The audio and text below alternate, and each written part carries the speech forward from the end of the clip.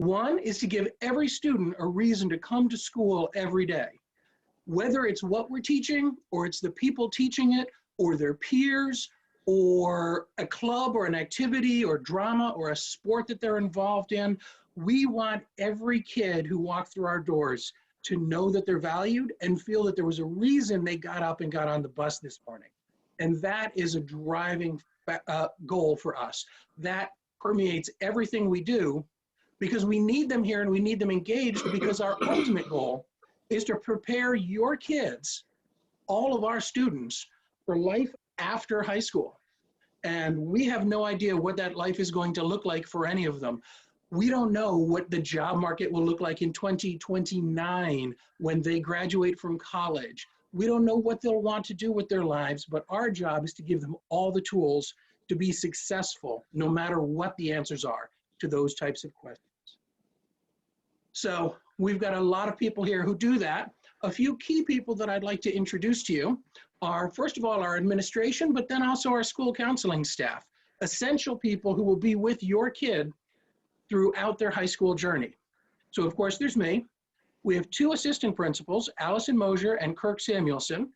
Kirk is the assistant principal who will be working with the class of 2025. So you'll really get to meet him and hear from him a lot at freshman orientation in August.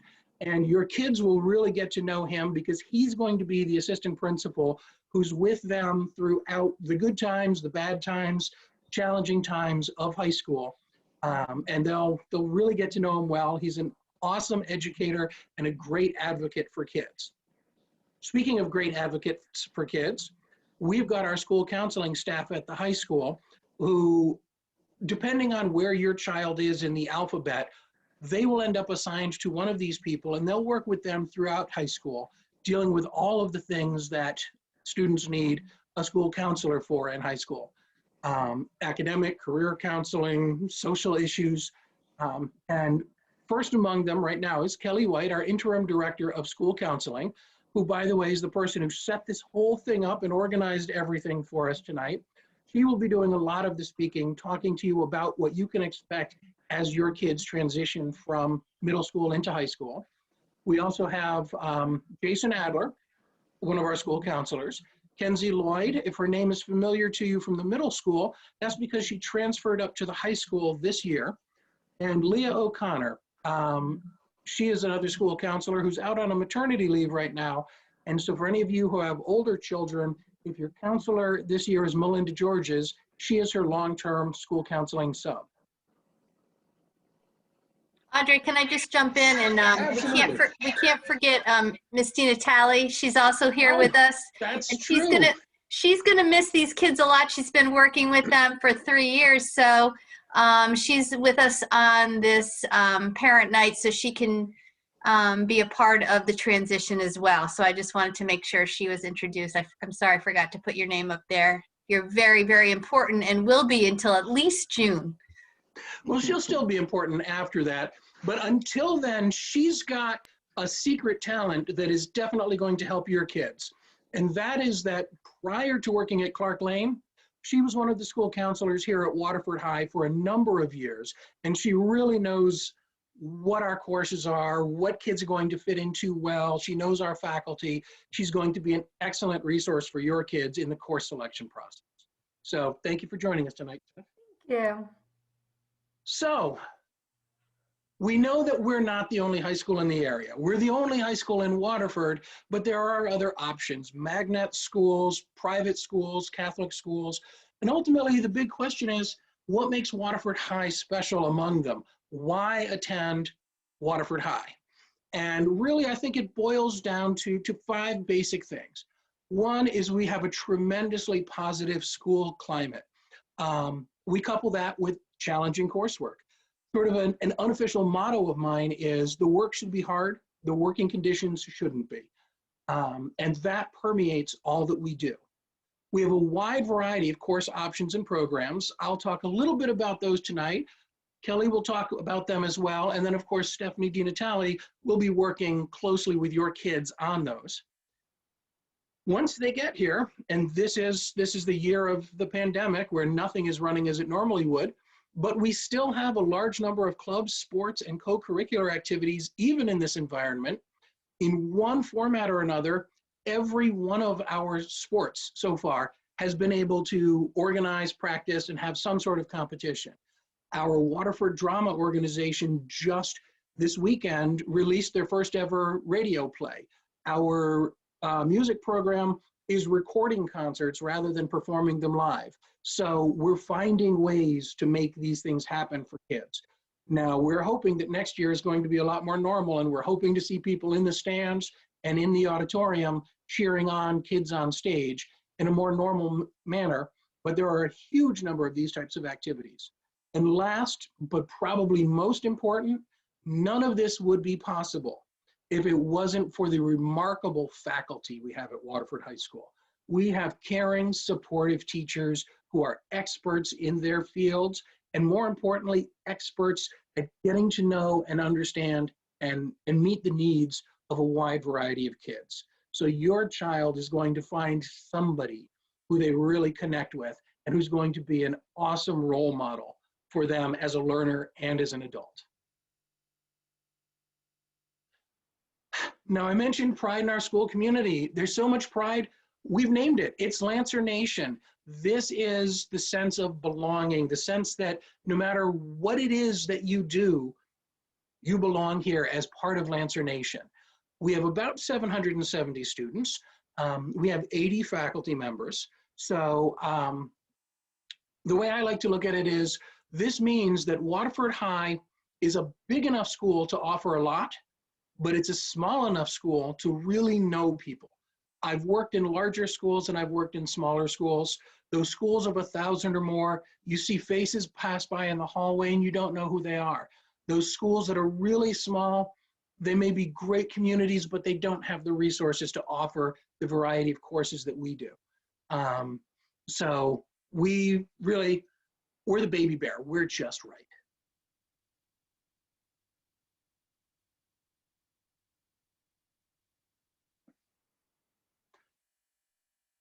So the vision of the graduate. This is something we've worked on and we've refined over time, and we finally boiled it down to those skills, those qualities that we think are absolutely essential for success as a young adult, regardless of what your future plans are, regardless of whether you're going to college, not going to college, what you're going to major in. If you already have your life path charted, or you have no idea what your life path is going to be. We know that everybody is going to need to communicate well. They'll need to be able to research and understand the information that they find. They'll need to be able to think critically. They need to be responsible citizens, and they need to be able to be self-directed. We need people who are able to just get up and go and get things done. And so these 5 key transferable skills are central to everything we do. And you will see these show up in the work that they're doing across subject areas. We don't assign them. Communication doesn't just belong to English. Research doesn't just belong to science. These belong to everyone because they really do transfer to anything you're doing in life. And like I said, that's across a lot of different academic programs. And these are strong academic programs. In every one of our core subject areas, we offer honors, advanced placement, and other ways to earn college credit in English, math, science, social studies, and world languages. I know somebody out there is going to have the question, so we get it every year. I'll just answer it now. You can start taking AP classes in some subjects as a sophomore. In most subjects, that happens junior and senior year only, though. But we'll talk with your kids more about that once they're here, because that's not something that anybody would be selecting in a freshman year schedule. Outside of our core subject areas, we have an extremely varied set of electives for your kids to choose from. We have 3 different languages that we offer: French, Spanish, and Latin. We've got an incredible career and technology education program. We've got music and studio arts programs, and within humanities and STEM, a wide variety of options, even within those core areas for your children to pick from, depending on what their interests and their career goals may be. Because we believe that learning is something that occurs everywhere in our building. You're learning in class, you're learning out of class. There are 6 examples of that here. In the interest of time, I'm not going to talk about all of them because some of them really aren't going to affect kids right away, but there are 2 that I am going to talk about, even though they won't affect any freshmen, because they're things that I think parents really should know about coming in. There's an expression in life, you get what you paid for. That's not true at Waterford High. With the number of college credit bearing high school courses we offer, you can potentially get a lot more than you paid for. Ms. White, if you would advance the screen. Thank you. There are a number of ways that your kids can earn college credit. They can potentially save thousands of dollars for you in college tuition. We actually hear about a kid or 2 a year who's going to graduate from college in 3 years, or be able to double major in 4 years, or 3.5 years even, because of how much college credit they graduate with. We have 31 different courses that offer college credit. Those are through the Advanced Placement program, or the University of Connecticut Early College Experience program, or what we call ECE. This is an interesting program where our teachers have to be approved and trained by UConn, but if your child takes one of their courses and passes it, they actually get it listed both as a Waterford High course on their transcript, and they get a transcript from the University of Connecticut that says they were an enrolled student this semester and they got this grade in this course at UConn. Of course, those transfer to other schools, any of the Connecticut state colleges, that's a given that they're going to transfer. A lot of other schools that are popular with our students, they will transfer there as well. We have a number of our courses that are also dual enrollment with Three Rivers Community College. And it's a small program, but it's one that we're proud of, the Connecticut College Scholars Program, where students who qualify for it can actually take a course at Conn College while in high school for free. When you add them all up, last year, we had more than 800 college courses completed at Waterford High School. If you think about the thousands of dollars that a college course costs these days, that's an incredible savings to families whose children were in our advanced placement, UConn ECE, or Three Rivers dual enrollment programs.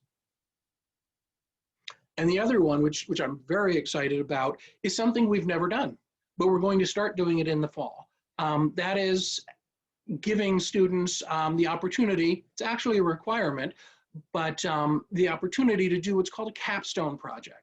One of the most common questions to get from teenagers is, why am I doing this? How does this connect to my life? When am I ever going to need this? Well, the capstone project answers all of those questions, because the entire purpose of the course is for students to design and carry out their own research-based project over the course of a semester, longer if they need, on a question of their choosing. It is guided by faculty members. We don't just tell them, go do a major research project. Of course, we support them through the whole process with a teacher who's assigned to them.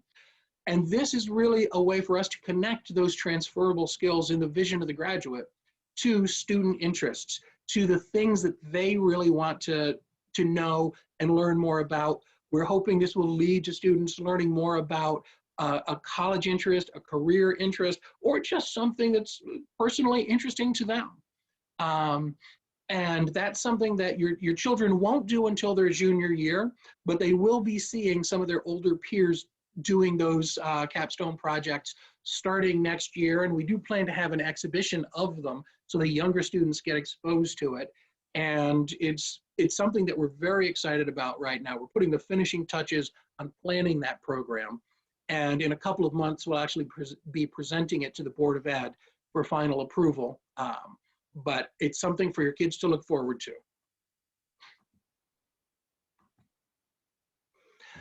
And that is the end of my portion for the evening. I'm going to turn you over to Kelly White now, And she and Stephanie DiNatale are going to be walking you through some of the things that it's important for you to know now before your kids get here. So I'll Thanks, leave you Mr. in their Hauser. hands, and thank you all for attending. Thanks so much. Well, for those of you who do know me, you know that transition is near and dear to my heart. I've done a lot of transitions in my time with students and parents. I can't stand the fact that I can't meet you in person, just like I don't like the fact that I can't see my kids sometimes in person. But hopefully we're going to get down to some nitty-gritty stuff right now to help ease your tension and your stress and your anxiety, because I do know whether it's coming from 5th to 6th grade, or kindergarten into 1st grade, or 8th to 9th, you're excited, but also have a little anxiety at the same time. So what can ease anxiety but giving information and disseminating information, so you feel like you have a little bit of control over what's going on and you can support your son or daughter when they come to the high school. I know it's a really exciting time, but it can cause some stress. So hopefully the information that myself and Ms. DiNatale give you tonight is going to just ease some of that stress. Feel free, by the way, we are recording this, so that anybody, or if you have a friend who, you know, you weren't able to make it or they weren't able to make it, we're going to post this. Ms. DiNatale is going to post this for you and give you the opportunity to view this later, so you do have the slides later as well. So don't feel like you have to remember everything. That's another thing that can cause a lot of stress. You can call us, you can email us. We're going to give you a lot of information coming up. Just feel free to ask us a question after the parent night, and don't feel like you have to remember every single thing you hear tonight, because that's very stressful. So first I want to go over the general graduation requirements. This will give you sort of an idea of what your son or daughter needs to do between now and the time they graduate in order to graduate. So just an overarching look at it, they have to earn a minimum of 26 credits, and some of these requirements were updated starting with the class of 2023. So if you had another daughter or son who went through Waterford High School earlier, it might be slightly different. So this might be new information for you. They have to fulfill the credit distribution requirements, which we'll show you in a minute. They have to come to school and come to school within a certain amount of days, so they don't lose credit, because we do have an attendance requirement, which we'll go over with the freshmen when they get to Waterford High School, so they know. They have to complete a capstone project, with which Mr. Hauser already went over. And they have to complete learning through service requirements. 40 hours can be completed through their capstone project, but 80 hours total. So if they were to do a project for capstone, 40 of those hours can be done within the capstone project and count towards, it's like double dipping, and count towards their LTS. So the graduation requirements, this might look daunting, but what I've done is broken it down for you. It looks differently from classes of 2022 and 21 and earlier, because we've broken it down differently. The state has given us new requirements. So the credit distribution is as follows. We have humanities. A student needs to take 3.5 credits in social studies, which will include U.S. history, and 0.5 credit in civics. U.S. history is usually taken junior year, and civics can be taken junior or senior year, or they can take a government class that we now offer that's a full year class in place of civics. English, they have to take 1 credit of English every single year. Their humanities electives, they have to add on another 1.5 credits.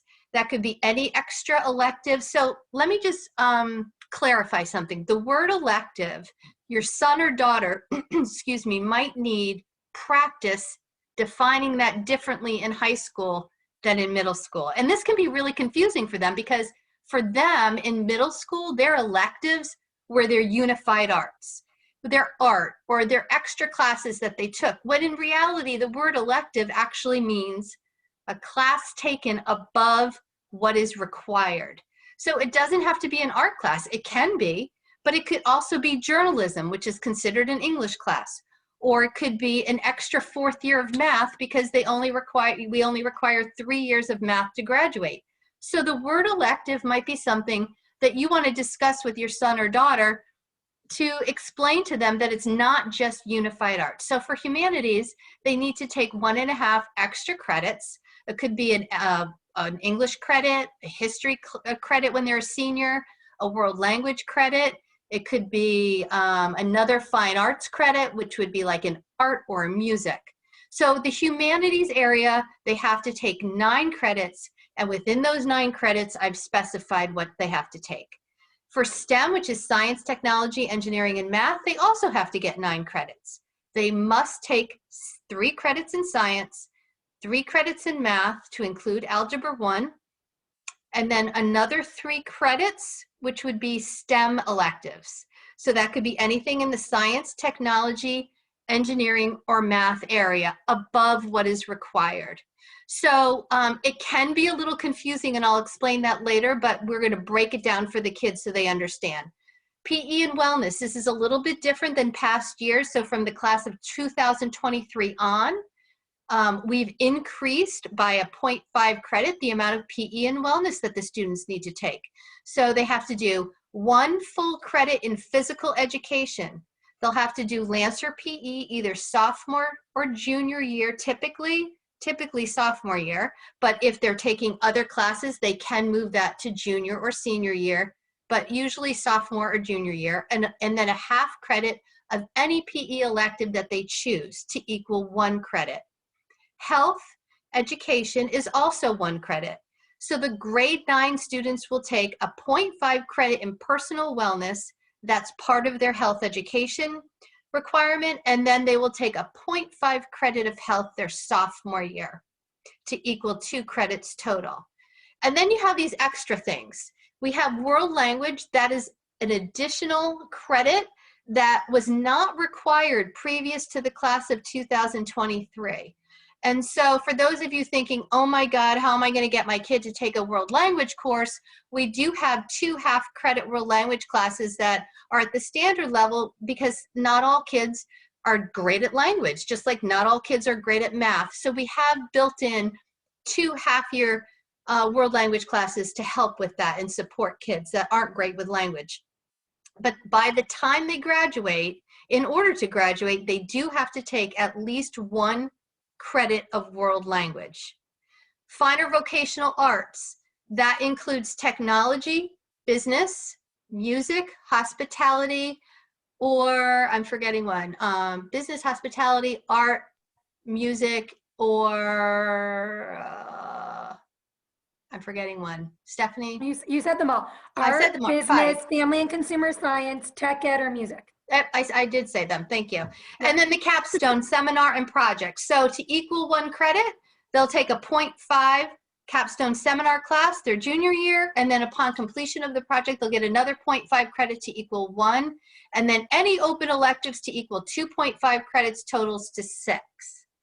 If you have any questions, by the way, just put them in the chat right now. We'll go back and we'll answer those questions later. I'm sure you'll have tons of questions. Feel free, like I said, you don't have to remember everything. You can get these slides after. So, question, what does the grade 9 student take? Out of all those things that you have to take to graduate, what do grade 9 students take? So I've broken it down one more time for you. And this is what Miss DiNatale's been doing with the kids, and I'll let her talk about that later. The grade 9 students have some options. We don't just tell them everything they need to take. So out of all those graduation requirements, they have to do 1 credit in English. They'll be taking an English 9. I'm not going to read everything. You can see it here, either at the advanced or honors level. You have to take 1 credit in history. So they'll take a half a credit first semester and a half a credit second semester, and they have choices. They have to take 1 credit in math. And that's recommended. These are oftentimes recommendations that the 8th grade teachers will make, and Ms. DiNatale will talk about that in a minute. Like for history, if they're recommended for advanced history, first semester they can either choose Rise of Civ or Ancient Eastern Civ. And then second semester, they'll have a choice of Ancient Western Civ or Middle Ages. So they do get some options here.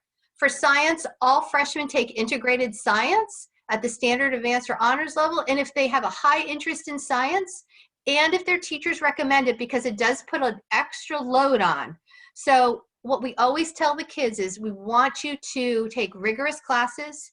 We want you to balance it out so the classes challenge you and show what you can do and maybe stretch you a little, but we also want you to do well and feel like you can handle it. So that's a balancing act. Requirements for PE and health, they will take personal wellness. They can take electives if they want in this area. For world language, they're required to take 1 credit by the time they graduate. Most of the time, students want to start taking world language so they can be proficient and show proficiency and take 2 or 3 years in high school, which colleges do like to see. So they can start freshman year.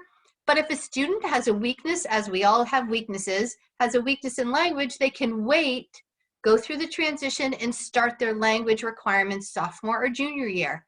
And that's very much up to the student and their parents, with probably some counseling with Ms. Natali to see what would be best for that student. Study Academy is a requirement, or they may be recommended what's called English Link or Algebra Link if they need support in the algebra or English areas. So typically we would recommend for a student to take 7 credits with a Study Academy. Sometimes students would like to take 8 credits and fill up their entire schedule. I'll show you what that looks like in a minute. But please know that freshman year, that's a big change and a big transition. So we do like to recommend a Study Academy in there to give them an opportunity to meet with teachers, to unwind a little bit, to get some homework done before they go home. Because if you're working with activities after school, it's nice to have some time built into the day, even if it's just every other day. And then they can choose from art. Here are the 5 that I didn't know if I covered: art, business, family, consumer science, hospitality, and technology. They can choose some courses out of the fun or vocational arts areas to choose. One thing I want to talk about is the program of studies. Some of you may know what this is, and some of you may not know what this means. So the program of studies is sort of like a brochure of all of our course offerings and descriptions and criteria and prerequisites of our course offerings at a high school, or in this sense at Waterford High School. So our Waterford High School program of studies is on our Waterford High School website. Ms. Natali is also going over this with the 8th grade students, and within the program of studies, there's a page on there, pages 25 and 26, that has, I'm gonna see if I can, no, I probably won't because it'll be hard to come back. Pages 25 or 26, we've actually broken down all the courses by humanities, by STEM, by fine or vocational arts areas. So kids can look and say, what's a humanities course that I can take? And they can look right there. What's a STEM course I can take for an elective? And they can look. And it just breaks it down, because the confusion comes sometimes. For example, drafting can count towards their fine or vocational arts electives, or can count towards STEM. So we're going to use worksheets so that they can fill everything out to be sure they have all of their graduation requirements. But those 2 pages are key because it breaks it down for them. And then Ms. Natali also has a worksheet that takes out courses they can't take and only has the courses that they can choose from. So that hopefully will help. I'm going to break this down one more time because it helps parents. I find you have questions. What does the day look like? So when they finally make their course recommendations and choose their courses, the courses will be built into a master schedule that will come out looking something similar to this. This is just an example. So a typical freshman course schedule would be an A or a B day, and you read it from left to right. So an A day, they would come in, would go to English for 83 minutes. They would go to their advisory block. I'll talk about this in a minute, for 19 minutes. That's the only thing that meets every single day is advisory. Go to algebra, for example. They might go to chorus. I made a mistake on here. It's supposed to be semester 1 because I moved some things around. So art would be semester 1. And they wouldn't have middle ages until semester 2. And then on B days, would come in and go to science. That's a full year course. It meets all year long. Go to advisory. Would go to Rise of Civilization first semester. Would go to Spanish all year long. And then they might have Study Academy, or they might have English Link for support, or they might have Algebra Link if a teacher were to recommend that. And then second semester, around the January timeframe, when first semester's all finished, students then start with their second semester classes. So this same student would be 8A English, Advisory, Algebra, Chorus. Then they're all done with art, and they would go to Middle Ages. It would be Integrated Science, B-Day, Advisory. They're all done with Rise of Civ. They would go to Personal Wellness. This is supposed to say semester 2. Sorry about that. And then they'd have Spanish all year, and then Algebra Link, English Link, or Study Academy. English Link and Algebra Link, students might have that for 1 quarter. They might have it for 2 quarters. They might have it for 3 quarters. They might have it all year long. Students come in and out of that depending on if teachers think it's necessary that they need that support. So please put any questions you have in the chat and we'll try to answer that after. I don't know why I did this. Miss Dina Talley has worked a lot already with the 8th grade students to start their course recommendations and scheduling process. I have no idea why I did this fading in, but I'll go all the way through. Do you want me to take I'm going to let Miss Dina Talley talk about what she's already done with the 8th graders so that you have an idea of the timeline between now and when our master schedule is created. Okay, thank you. Hi, everybody. So I did send out an email a couple of weeks ago to just kind of give you an overview of what the next few weeks will look like. So this has been since like end of January, probably through the end of this month. So all of this information and all of your children are on my Google Classroom, and I think many of you are as well. So the program of studies that Mrs. White referenced, the course selection sheet. So in other words, all of the electives that are applicable or available to 9th graders, organized by category, so humanities, STEM, and so on, are all, I have a whole section of my Google Classroom called Waterford High School Course Planning. So I'd encourage you to check that out or have your child show you, because that's where everything that we've been doing is located. So to give you an idea, we're in the midst of things right now. So last week was an introduction to the program of studies. So that was a big overview of, you know, the courses that are available to them. In addition, I did go over the graduation requirements. It was a lot of information, and like Mrs. White had mentioned, it's not critical that they memorize, you know, how many credits that they need before they graduate and all of that, but I think it's important that they understand sort of big picture, and then obviously what their 9th grade year is going to look like. So that lesson, so I'm fortunate to go into the classroom 3 times over the next, between, you know, a couple weeks ago and the end of the month. So that was a whole period class. This week, and it's been a little different because obviously I'm doing this virtually. You know, I was in the classroom today and yesterday, as well as obviously, you know, in person. But this week is a draft of their schedule. So I, again, reiterate, it's a draft. So using the tools that I provided them, the program of studies, sort of their course selection sheet, their required courses, which were already filled in for them, they were able to identify what electives they wish to take to add up to be their total, you know, 7 credits that they're required to take as 9th graders. And they were encouraged. I've only met with 1 team so far. So if your child's on the C-Stars team, they can show you their draft. Terrapins and Welks are tomorrow and Friday. So that's a draft. They turned it into me. They're encouraged to share that with you. Between this week and February 18th, you know, they're talking it over with you at home, with me. After February 18th, so between the 18th and the 26th, we'll actually be inputting what they wish to take into Power School. And then at that point, after that's inputted, again, you'll be able to review that with your child. So at that point, once they get to that stage, which again is between the 18th and 26th, that's when they'll actually see the classes that their teachers recommended them for their, what they refer to as their core classes. So for example, their English class, okay, so they're gonna have the option of English 9 Advanced or Honors, with or without link.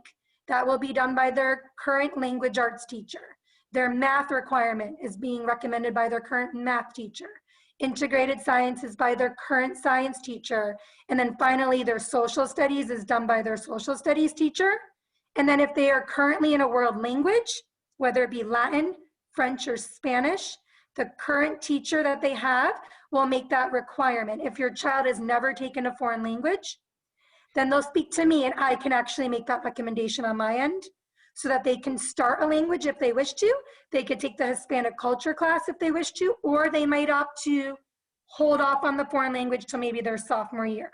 So we're starting to have those conversations obviously this week and next week prior to inputting everything into Power School. I'm sorry, I feel like I didn't mention one thing that was on that slide. In terms of, sorry, I think I kind of went out of order, No, so that's all right. That's all right. I gotta go backward. Yep. Sorry. That's all right. So a couple things. As Mrs. White mentioned, the students have a choice for their social studies. So their teacher is going to determine the level that would be most appropriate for them, whether it be at advanced or honors, but the students have a choice to take either Rise of Civilization or Ancient Eastern Civilization for first semester, and then Ancient Western Civilization or the Middle Ages. So I reviewed that with them. They also completed a Google form where they indicated to me which one they prefer to take so that their teacher recommends them for the right one. So just so you know, that's how that process has taken place. In terms of the level recommendations, and I'm sorry that I skipped over that first part, the teachers, when making the recommendation, look at a number of different factors. First and foremost, their performance in their class. And that includes everything from, you know, the work that they're producing in the class, their engagement in the class, their participation, their work ethic, all of those skills as well, coupled with some data points such as their MAP score. So at the middle school, students take the MAP assessment 3 times a year. So they just completed their winter MAP, and that is used for placement, particularly, you know, with social studies. Actually, I would say probably for all 4 core classes. And obviously parents are part of that conversation as well as myself. So like I said, the teachers are making those recommendations kind of now this week and next week behind the scenes. And they're maybe having conversations with your child about that. And then the students will see that officially when they go into Power School with me to input their requests. I hope that wasn't too confusing. Thank you, Mrs. DiNatalia. I just want to make clear that even if I don't want anybody's anxiety to increase here, though I can understand being nervous about this process, especially if this is the first time you've ever gone through it. Please know that even if the parent portal shuts down and we start to do the scheduling process and create our master schedule, I don't want you to be like, oh my God, that's it. We're not going to be able to change anything. I'm not encouraging you to make willy-nilly changes. However, if there's a change you want to make, you reach out to Ms. DiNatalia. She talks to you about it. She talks to the teachers about it. We can make changes after the schedules are finished. And eventually, those questions start to come over to the high school because they start to be high school kids, not Clark Lane kids. So if you have questions over the summer, the questions come to us, the school counseling department at the high school, but changes aren't in stone until the school year starts. Again, I'm not encouraging you to tell your son or daughter, oh, just put anything in without thinking, we can change it. That's not a good way to start it. But if you have a change, please know that we can help you through it and we're here to support you. Anything else that you can think of, Ms. DiNatalia? No, I mean, exactly that. So even if, you know, I'm working with the students to input their classes on February 19th, that doesn't mean that we can't meet March 1st to talk about that and make sure that that's the appropriate schedule. Okay. Yep. Thank you. Okay, so given all of that information, we have a school counseling team just as you had a school counseling team at Clark Lane, and we're here to help you. We have a comprehensive program. We work with academic, social, and career and college planning. We do that through the 4 years. Obviously, our goal is to, number one, ensure that your son or daughter is connected and happy at the high school and is learning. But our other goal is to make sure that they do know what they want to do after high school. And we work with them from freshman year on. We have a curriculum that we work with, just as the Clark Lane school counselors have a curriculum. And we take them through career lessons and career interest inventories. And we have individual meetings and small group counseling. And for example, junior year, we have hour-long junior planning sessions with parents to ensure everybody's on the same page to get them to where they want to go after high school, whether that be a career, technology, military. It could be a 4-year school, a 2-year school. There's lots of different pathways. And in this era of COVID right now, students are choosing all kinds of different pathways to get to where they want to go. Our main goal is to make sure that we try to plan that out with every student and make sure they have a goal and help them to get there. Support them through their academics, their social-emotional encounters that they might have, that they might struggle with or want to talk about, and also for college and career planning. And so it's divided by alpha. Our school counselors just said it's different than the middle school. The middle school, for example, Ms. DiNatale had a whole class and she followed them through. At the high school level, we divide the students by alpha. I haven't broken that down for you right now because it's not set in stone.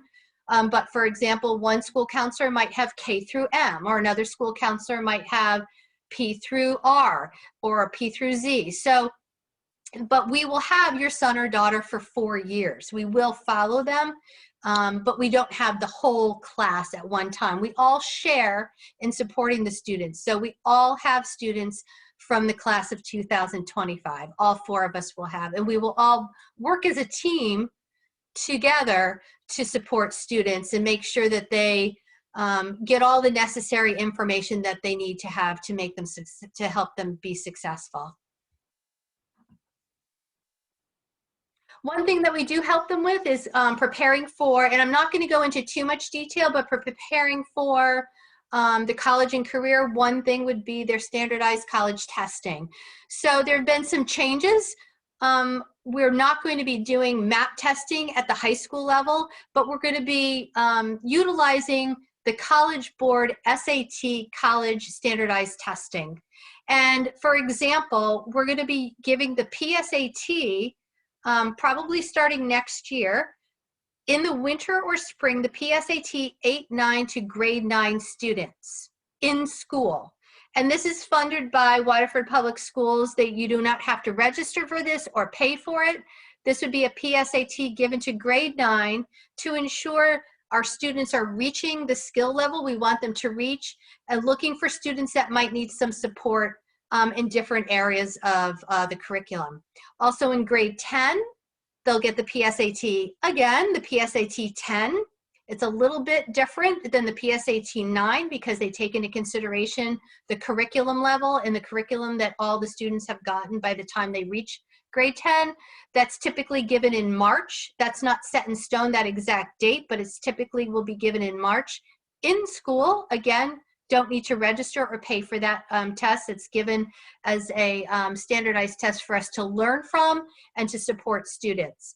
And in grade 11, students can take the PSAT National Merit Scholar Qualifying Test. This is the only PSAT test that qualifies them for the National Merit Scholarship Program, that could qualify them for scholarship programs and scholarship opportunities. This year, we did give the PSAT to grade 11 students in school. It's not been determined yet whether we're going to be doing that next year. It may happen next year that we give it in school, but if not, it's offered on a Saturday in October. So that will be forthcoming. And then for grade 11 students, as we will be very shortly here, we give the SAT in March. This is the state testing day, or state test that we use, that Connecticut uses across the state for our grade 11 students. And for example, we'll be giving that on March 24th, again, in school. And this in-school SAT can also be used as a qualifier for colleges. So these scores can be sent on to, even though it's a state testing day, they can be sent on to colleges to be used for college application process. Besides that test day, Waterford High School also administers school day testing on Saturday for the SAT in November and in June. So all of this aside, what's most important to us as a school community and to our school counseling staff is that students in grade 9 are connected to our community. For the transition, especially, we want them to feel like they're a part of the Waterford High School community and culture. By doing this, we want them to learn about themselves, get connected through their interests and their hobbies, learn about their strengths and weaknesses through LTS, get to know what they like and what they don't like, and many times they do find out what they don't like. We want them to be connected, and we have advisory that meets 19 minutes every other day, and this is an opportunity where students have the same advisor for 4 years, and it gives them an opportunity to be connected to at least one adult in the building. During advisory, we also disseminate information that's important to the school. Kids get updates. They're able to get connected to other kids that they may not have even met before. They stay with them for 4 years. Also, it gives the staff member who is their advisor a chance to sort of keep an eye on their group of advisory students. We don't want students falling through the cracks, and this is just one way that we can prevent that.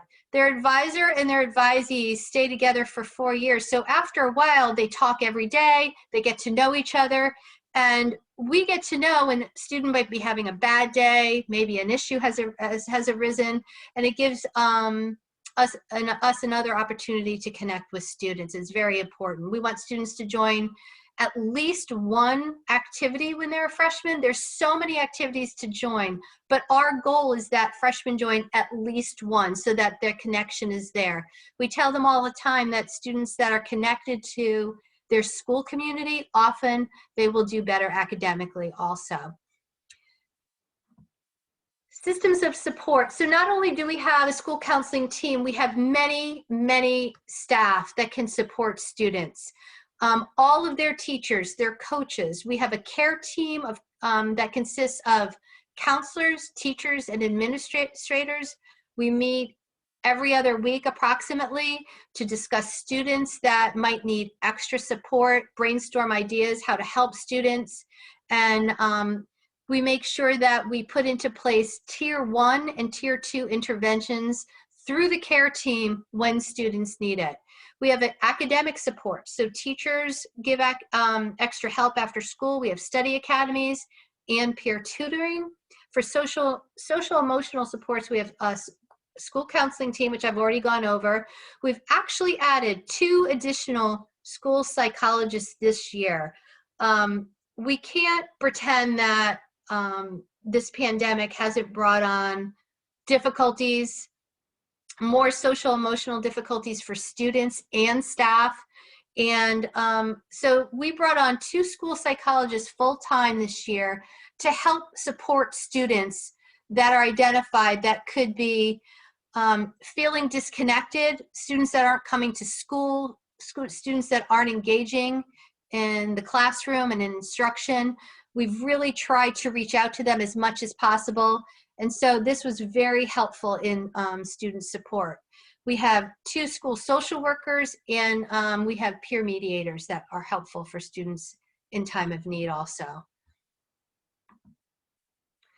So some transition activities. This is a different year of COVID. We've already started them with Ms. Dina Talley doing 8th grade transition activities. This parent night is one tonight. We hope that you've enjoyed the presentation and it's helped to relieve some of your anxiety. Hopefully we didn't increase your anxiety by giving you too much information. Ms. Dina Talley will be giving guidance lessons through this whole scheduling process to the 8th grade students. She'll be meeting with her 8th grade students. And orientation activities. We definitely will be having orientation activities. Exactly what they will look like have not been determined yet, but some ideas might be tutorials, small group visits to the high school, that has come up as an idea, video tours, video chats with high school students. We have a lot of ideas for orientation activities. We just have to make sure that the students and the staff remain healthy and safe. So we'll be letting you know as we find out and as we create these new orientation activities, given the time, what we might have. So up to this point, you've gone through a lot of transitions with your son or daughters. Now what's coming up is your transition to the high school. This is the hard part, and the hard part comes because now it's time to try to let go a little bit. We want students and they want to be independent, but at the same time, there are pieces of our students at the high school who still want us to make choices for them. They still want us to help them, and we're going to be there to guide them as you will be. But I guess the hardest part is knowing when to let go and knowing when to support them. And we're going to work as a team to help you do that. I think the biggest thing that I can send you away with is we need you to work as a team, just as you did at Clark Lane. They did a great job preparing all the kids for the high school and working with you at home, with your students and with staff as a team. And we need you to continue to do that and build together a team at the high school so that we can all be on the same page and support your students for the most success they can. That's all I have. I know I went through really fast. I'm going to stop sharing my presentation and go to the chat and see what kinds of questions we have. And I'm just going to read them off so that we can try to answer them. Does special education have language requirements? All students must take 1 credit of a world language to graduate. So that answer is yes. But as I said, we're going to be there to support you and support the students. And we've built in 2 half-credit language classes that for students that have difficulty with language, have less language, they have more culture, we're learning about the arts, and so they have less vocabulary, less language to learn, and it will provide an opportunity for them to get their language requirement without feeling like they're totally drowning, because language isn't easy for everybody, and we know that. So hopefully that will work a lot better for the kids. Is photography offered as an elective? Yes, it is. I'm going to just try, because I do have my program of studies up. I'm just going to try to share the 2 pages that I talked about for a minute. Miss DiNatale has a pared down version of this. This is directly out of the program of studies. As we said, we've tried, this is a new 2 new pages that myself and Ms. Mosier created in order for kids to get a full view of the humanity electives. I'm just going to scroll through really slowly. Here are all the humanity electives offered at Waterford High School. These are not all offered to freshmen. So what Ms. DiNatale has shared with the 8th graders is this list pared down to the coursework that the grade 9 students can take. So it makes it a lot easier. They can say, okay, what do I want to take from this list? And then here are the STEM electives. These are all the STEM electives that are offered at the high school. Grade 9 kids can't take them all. Obviously, they can't take CAD 2 without taking CAD 1. So Ms. DiNatale has a list of just the grade 9 courses without prerequisites. In the program of studies, all of these courses have descriptions, by the way. This is just a little bit easier for the kids to see the whole group of courses all at one time. And then on the next page, you can see all the PE and wellness courses offered at the high school. They're not all offered to grade 9 kids, though they wish they could be, some of them. So Ms. DiNatale, again, on her sheet, has the ones offered to just grade 9. This is directly out of the program of studies. And then we have the rest. But these two pages, pages 25 and 26, really does a good job to have a full view of all the coursework available to you. So answer your question, whoever asked that question. If you go back up to, oops, I just flipped really fast. This page, you can see, actually photography is now offered under the humanities because it is now an arts elective. So you can see photography is right here. However, photography also counts as a fine or vocational arts. So kids, when they come to the high school, we're going to actually work with them with a worksheet so they start filling in the humanities, their STEM electives, and their fine or vocational arts electives so they can make sure they have everything they need. So I'll stop share, I'll go back. Hopefully that helped you. If a student is working on a Boy Scout Eagle project, can that work with capstone project, and can they do capstone project earlier due to an Eagle project earlier than junior year? So Mrs. White, I'll tackle this one for you. Thank you. Those of you who know me may know that when I'm not busy running a high school, I'm busy running a Boy Scout troop in Madison. So this is a question that's near and dear to my heart. And we envision, as the capstone project evolves, that there are going to be a number of, whether they're Boy Scouts with Eagle projects, Girl Scouts with Gold Star projects, 4-H kids with projects of their own, a lot of other outside organizations that have similar projects. Now, they have their own requirements, and our capstone has its own requirements. But we do envision having it be possible for students to use that same basic idea, whatever it was that was driving that Eagle project or that Gold Star project, and using that as the basis to work on it a little bit more and make sure you meet the requirements of our capstone project.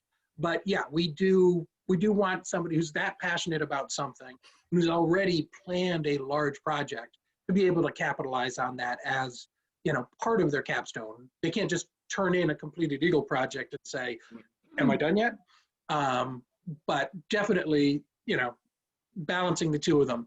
The question about doing a capstone project earlier than junior year, we're not sure about that. At this point, the answer would be no, because we're really just starting it up next year. We really want students to have been in high school for at least half of the time working on all of our transferable skills before we ask them to demonstrate that they've developed them all. But in future years, we may consider, you know, extending it out to some students in younger grades. So possibly for your kids, it might be something that they'd be able to do sophomore year, although we are going to really encourage it to be a junior year project. Thanks, Mr. Hauser. Does anybody have any other questions? Please feel free. That's all there were. I expected a lot more questions like in the chat, but that's all the questions there are. Again, if you have any other questions, I don't want you to feel like you had to memorize everything we just said. Ms. DiNatale is going to post this slide presentation and going to post this recording for us. And the program of studies is on the Waterford High School website. And Ms. DiNatale has a Google Classroom where she can post a lot of these resources, and we really appreciate that. We're working together as a team too, because we have to for the transition. As soon as we know more about what we're going to be doing for orientation activities, we will definitely be communicating. I've been told I communicate too much sometimes, so don't worry, you'll find out about the orientation activities as soon as we have them in place. Okay? I hope this helped. And we look forward to working with you and your students. Class of 2025, that almost seems like it's out of the space odyssey. It's so far, you know, seems very strange. 2025. Thank you. All right, thank you all very much for joining us tonight. I hope it was informative. Have a great night and go Lancers. Bye-bye.